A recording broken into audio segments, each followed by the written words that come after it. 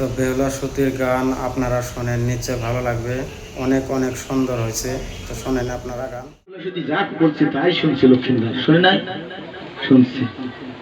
তাই যখন দুই কাছে দুজন শেয়ার হয়েছে আর ব্যাগপুর থেকে এই পথে ধরে আগামী দিশা হয়েছে, 6 মাসের রাস্তা কি হইতেছে এই শয়তানি তাও জানি।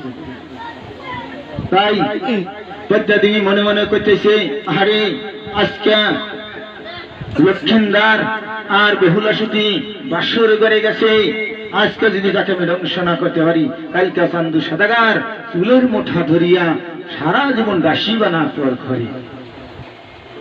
তাই পদ্মা দেবীর মনে এত জিত আছে গো, যেটা মুখ যা পায় ওটাই করে।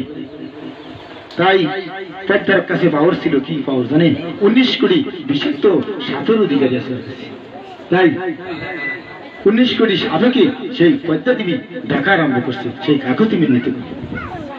ওরে কালো কালো বাজার কত না সুসে সুসে না, হায় রে কালো